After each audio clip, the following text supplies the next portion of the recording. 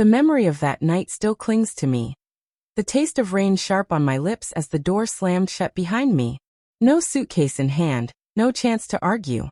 Just her voice, hard and cold, cutting me out of the life I thought we had built together. Beside her in the shadows, her sister watched, arms folded, mouth curved in that smug little grin that told me she had won. It hit me then. Love doesn't usually explode into ruins. It withers quietly, strangled by poison murmurs that sink deeper than truth. It hadn't always been this way. When I first met Alina, she was already the kind of woman people whispered about, elegant, commanding, a CEO who seemed untouchable. I wasn't her rival. I was her balance. She used to call me her calm, her grounding force, the anchor she clung to when the weight of power threatened to drown her. And I believed her. Every midnight coffee on the balcony, every whispered promise after another brutal corporate war, we were a team. At least, I thought so. Then came Tara, the younger sister. Pretty, cunning, her beauty sharpened by jealousy that had been festering her entire life. She had grown up in Alina's shadow, always measured against her, always falling short. She despised me instantly, claimed I wasn't enough, that I lacked drive, that I was feeding off Alina's achievements. I brushed it off with a laugh, but eventually Alina stopped laughing with me. The shift crept in slowly. Delayed replies, colder glances, her eyes narrowing at my words as if I were playing some hidden game. And then came the night of my exile. Alina's verdict was final. Don't come back until you've reflected. Reflected on what? The lies Tara had slipped into her ear. That I was after her wealth. That I was sneaking around with other women. That I was plotting behind her back. I left that night with nothing but the storm. But inside me, silence hardened. Silence can slice sharper than anger if you know how to wield it. 3 weeks. That's all I needed. First I dug. Tara was reckless. She left fragments, half conversations, deleted messages, broken trails. With a call to an old friend in cybersecurity, the missing pieces returned. What emerged was clear. Tara wasn't shielding her sister. She was isolating her. She wanted control. And she was dismantling the bond Alina and I had built to tighten her grip on the company. Second, I armed myself. A lawyer who owed me more than a few favors drafted quiet divorce papers. Clean, precise, but hidden within them were weapons, clauses sharp enough to expose fraud if the time came. And then I waited. Patience is everything in war. On the 21st day, my phone lit up. Her voice had softened. Have you reflected? She asked. I nearly laughed. Yes, I had reflected. On betrayal, on trust squandered, on the fragility of love that could be destroyed by a whisper. We arranged to meet at her office. She thought she'd find a broken man ready to beg for forgiveness. What she saw instead was me. Steady, composed, carrying an envelope. Alina sat behind her desk, immaculate in her tailored suit, eyes colder than ever. And in the corner, like a vulture waiting to feast, stood Tara. Well, Alina said, do you understand the damage you've caused? Without a word, I slid the envelope across her desk.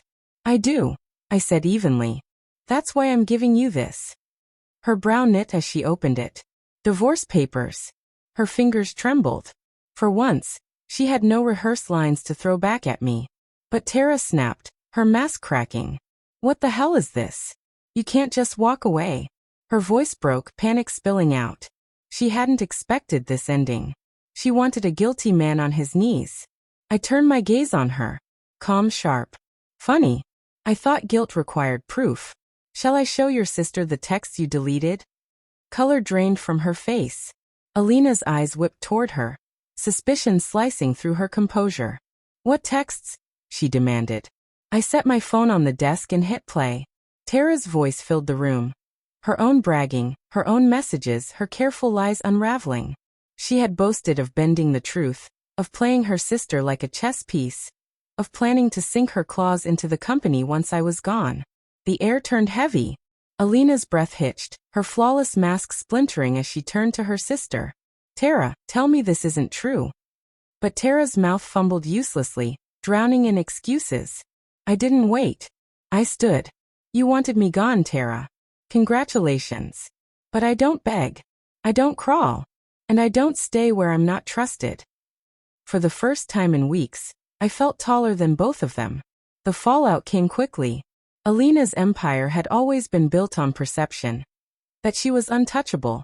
That her instincts were unshakable. But whispers spread. A leaked recording here, a forwarded email there. Enough to shift the ground beneath her. Investors grew wary. Her perfect image cracked under the weight of her sister's manipulation, and her own blindness. One evening, she appeared at my door. No chauffeur, no glittering jewelry, no mask of power. Just Alina.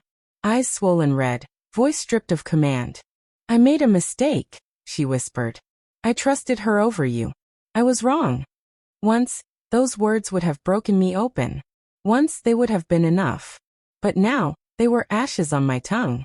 "You taught me something," I said softly.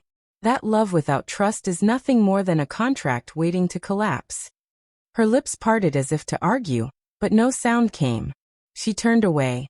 Her silence trailing behind her like a shadow she couldn't shake. Do I regret it? No. 3 weeks was all it took to unmask illusions and reclaim myself.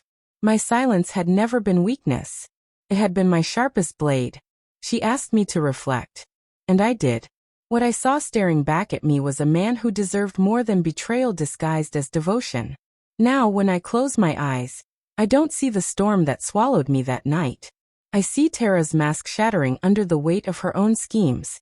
I see Alina's realization breaking her to pieces.